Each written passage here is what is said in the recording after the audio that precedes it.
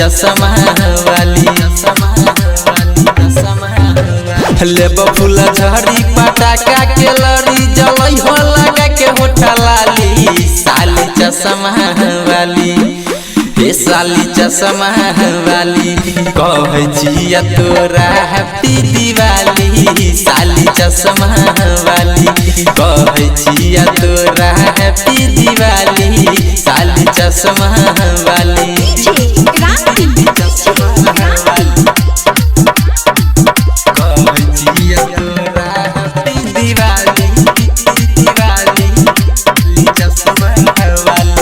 बावन गज के लहंगा पिन्ह के फोरी हो पराका टोला मोहल्ला सगर करी हो धमाका बावन गज के लहंगा पिन्ह के फोरी हो पराका टोला मोहल्ला सगर करी हो धमाका अगल बगल साली है तो तोरे चर्चा जे भी लगता तोरा देब सुने खर्चा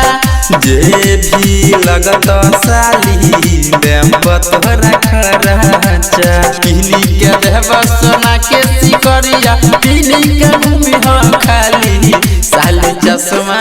वाली हे साली चश्मा वाली कहे जिया तोरा हैप्पी दिवाली साली चश्मा वाली कहे जिया तोरा हैप्पी दिवाली साली चश्मा वाली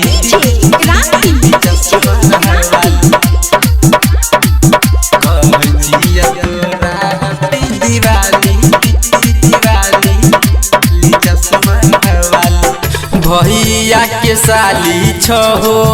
करी होने महाना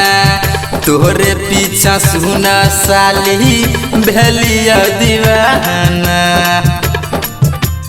हे साली भैया के साली छहो करी होने महाना तोरे पीछा सुना साली भेलिया दीवाना तू ही छो बाबू हमर तू ही छो सोना तोरा बसैने छिया दिलवा के कोना तोरा बसैने छिया दिलवा के कोना लेब फूला झड़ी पटाखा के लड़ी जलई हो लगा के होठा लाली साली चश्मा वाली लेब फूला झड़ी पटाखा के लड़ी जलई हो लगा के होठा लाली साली चश्मा वाली हे साली चश्मा वाली कहे जिया तोरा हैप्पी दिवाली साली चश्मा वाली